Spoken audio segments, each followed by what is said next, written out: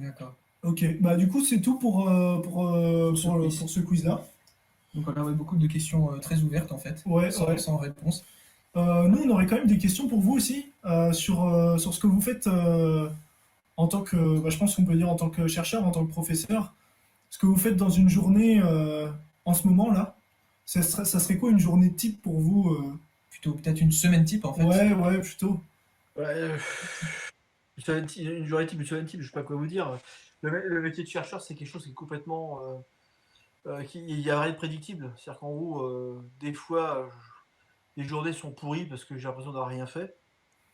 Puis des fois, ça avance. Voilà. Puis des fois, je bosse en décalé. Je bosse des fois tard le soir. Des fois, je bosse jusqu'à 3-4 heures du mat. Alors du coup, le lendemain, je suis en vrac.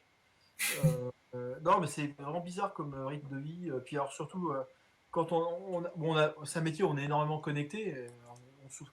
C'est pour ça qu'actuellement, en tant que chercheur, je souffre beaucoup du Covid, comme vous tous. Hein.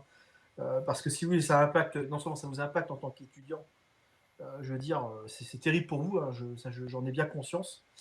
Mais par contre, si vous voulez, la communauté des chercheurs, je parle pas que pour moi, je parle pour tous les chercheurs, eh bien, on va plus en meeting, on rencontre plus personne.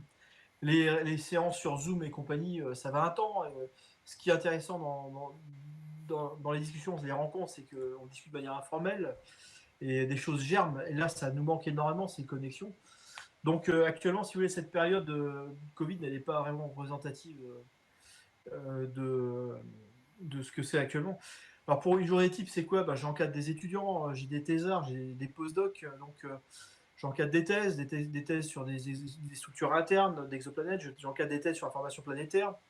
Je travaille sur des missions spatiales, donc je suis impliqué dans des consortiums de gens qui bossent ensemble pour proposer des missions à la NASA, à l'ESA. Je ne sais pas quoi vous dire, c'est un métier qui est très très riche.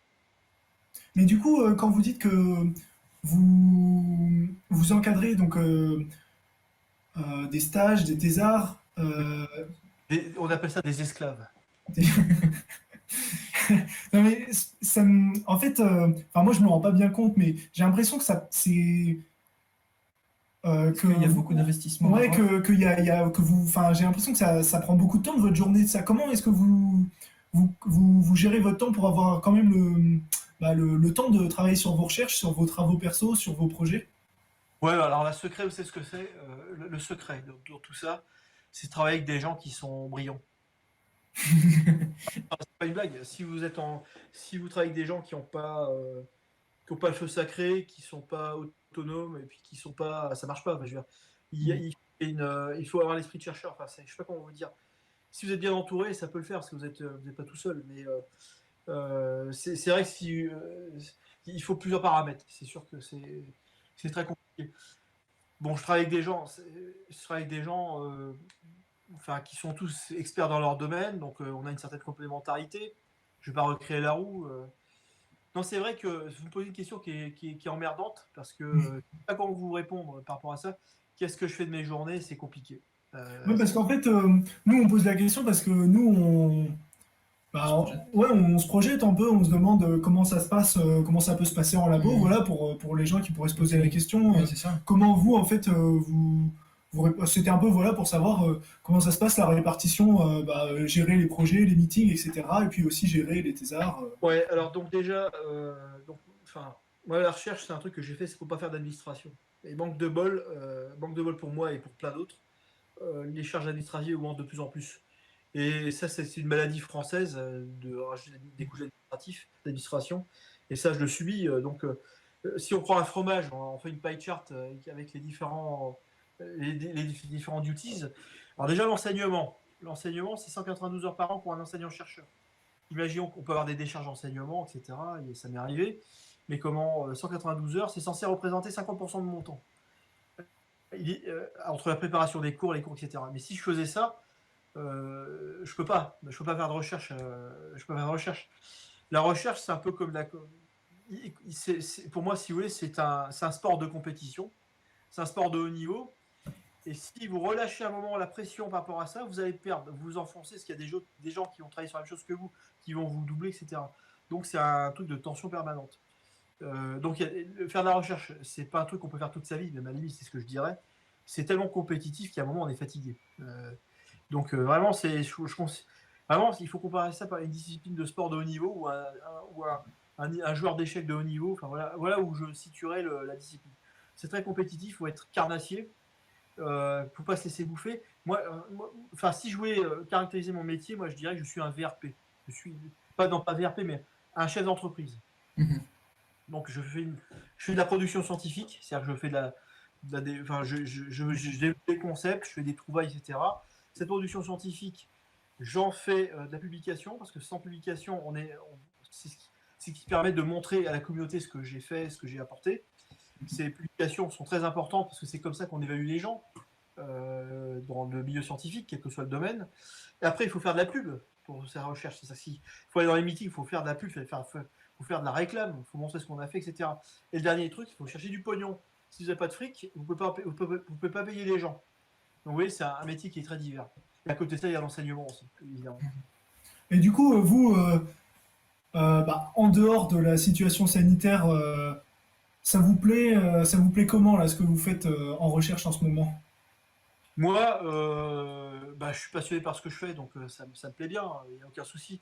Le seul problème qu'il y a, c'est qu'il y a un désinvestissement chronique de la recherche en France. On le paye aujourd'hui à travers le Covid. Je ne vois pas pour ma paroisse, vous avez vu pour les vaccins, l'état de la recherche en France. Si on n'a pas développé nos propres vaccins aussi rapidement que les autres, c'est qu'il y a un problème. Donc la recherche fondamentale n'est plus aussi subventionnée qu'avant. Et j'ai pas à me plaindre personnellement, parce que je travaille sur les manifs spatiales et la France met du pognon dans les manifs spatiales. Donc, si vous voulez, pour mon fonctionnement, j'ai pas mal de budget. Donc, je vais pas me plaindre à ce sujet-là, mais par contre, si vous voulez, c'est quand même très difficile d'embaucher des gens, d'embaucher des thésards, des stagiaires. C'est ça le problème qu'on a. Il y a des investissements chroniques de la recherche. On le subit, hein. Parce que quand je vois mes collègues dans les universités étrangères, en Suisse, aux États-Unis, les gars, il y a le professeur qui est là, et il a une équipe de postdoc et de thésards, et c'est une armée. Moi, je suis tout seul avec mon thésard, vous voyez, on ne fait pas du tout le même, on n'a pas du tout le même poids. Alors, le truc qu'on a, nous, c'est que souvent, on n'est pas plus con que les autres, même parfois, on est plus intelligent. Donc, on arrive à sortir une idée qui est novatrice. On est super content, mais on n'a même plus le moyen ensuite de faire fructifier. Les autres s'en emparent parce qu'ils ont vu la publication, et avec leur armée, paf, ils ont éclousé tout le domaine, quoi. Alors que c'était nous qui étions à l'origine de ce truc-là, mais on n'a pas la puissance de frappe, on se fait bouffer. Ouais, d'accord. Ouais, je comprends ce que vous disiez quand vous parliez de sport de compète et de ne pas se faire bouffer tout à l'heure vis-à-vis de ça, vis-à-vis des autres équipes qui sont plus nombreuses en fait, ouais, qui ont plus de gens. Alors le pire, c'est que ces mecs-là, ensuite, ils se citent qu'eux-mêmes, ils vous citent plus. Ils vous ont carrément éliminé. C'est vraiment... non, c'est ça qui est affreux, on n'a pas les mêmes moyens. C'est David contre Goliath. Alors on s'en sort parce que on n'a pas de pétrole, comme disait un vieux proverbe, mais on a des idées. C'est-à-dire on fait du one-shot, on sort une idée novatrice et on en cherche d'autres. C'est la méthode. Plutôt que de pouvoir les appliquer, les écluser, quoi, je veux dire. Alors moi, c'est dans un domaine qui est plus fondamental, mais le mec, il fait la même chose que moi dans un domaine qui est plus appliqué. Le mec, il développe une idée, il va se faire racheter son brevet par une grosse boîte et c'est terminé, étrangère. Hein. Voilà.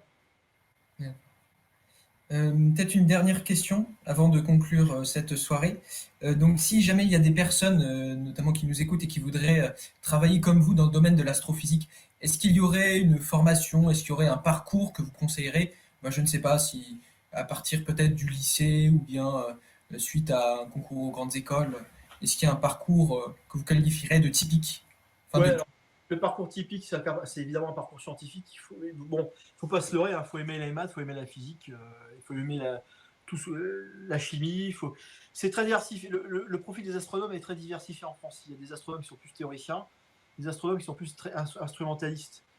Et puis alors l'astronomie, ça peut être de la chimie de laboratoire, ça peut être parce qu'il y a des gens sur Orpayas qui vont essayer de reconstituer des conditions d'environnement extraterrestre. Ça peut être très diversifié. Je pense que le premier critère, c'est qu'il faut être obstiné, il faut être passionné. On a de la chance, l'astronomie, c'est un des rares domaines qui est très féminisé, et ça c'est vraiment très bien. On a plus de 30% de chercheuses qui sont des femmes, donc aujourd'hui c'est un truc qui doit c'est le mérite qu'on a, ça attire beaucoup les jeunes étudiantes. Donc il ne faut pas que les filles se sentent, il faut qu'elles se sentent encouragées aussi à faire ce genre d'études. Ce que je dirais simplement, c'est que on peut venir d'une école d'ingénieur comme la vôtre. Alors vous, c'est une école d'ingénieur qui est plus en physique appliquée, mais il y a plein de cas de gens qui ont fait des écoles analogues aux vôtres, qui sont devenus astronomes. Alors moi, dans mon cas, je suis universitaire de formation, et ça se ressent sur mon profil de scientifique, c'est-à-dire que je suis plus un théoricien qu'un expérimentateur. Donc je suis physicien, je suis beaucoup de thermodynamique, voilà, donc ça se ressent. C'est vrai que vous êtes expérimentateur, je pense que vous, dans votre cas, vous feriez probablement de l'optique en astronomie. C'est passionnant d'ailleurs, hein. Donc vous voyez, mais bon, attention, un gars qui a un profil comme le vôtre peut s'intéresser après à la cosmologie.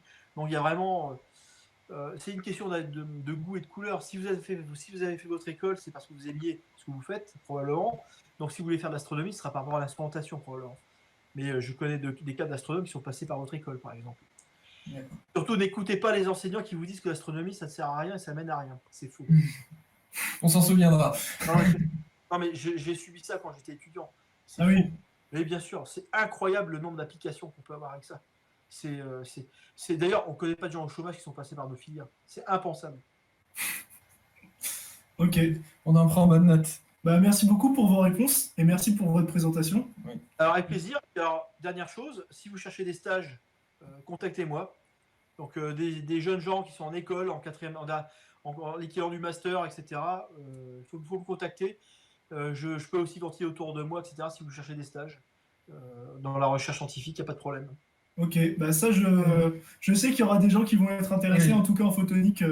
Oui, il y en a qui vont vous contacter, vous inquiétez pas là-dessus. Ouais, bien sûr. Alors attention, alors moi je suis planétologue, donc les gars, évidemment, il faut qu'ils s'intéressent à la planétologie. Oui. D'accord. Okay. Et dans ce cas-là, vous conseillerez peut-être d'essayer de vous contacter via votre site internet? Non, mais vous envoyez un email et puis si les gens cherchent des stages en optique, je dispatche auprès des collègues, il n'y a pas de souci. Très bien. Je fais leur... Ça marche. Très bien. Merci beaucoup, monsieur.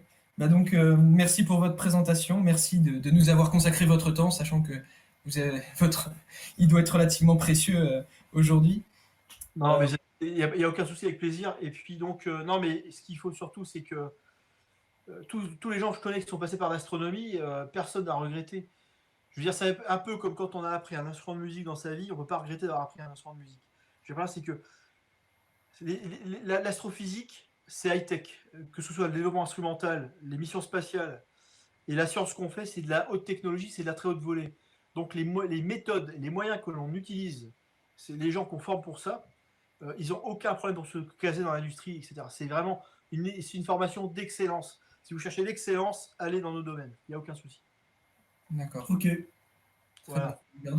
On gardera ça à l'esprit. Oui, tout à fait.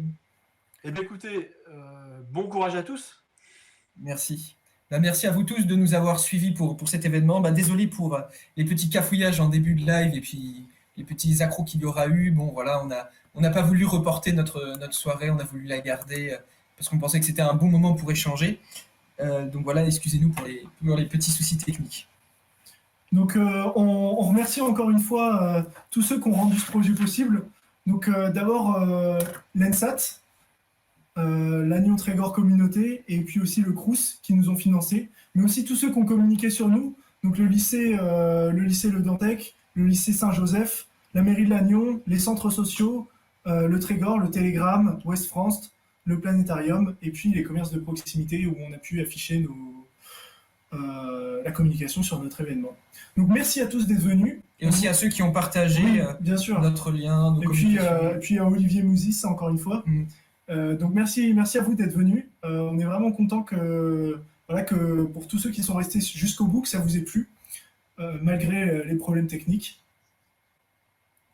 Ah oui, on va juste vous mettre le questionnaire de satisfaction dans le chat.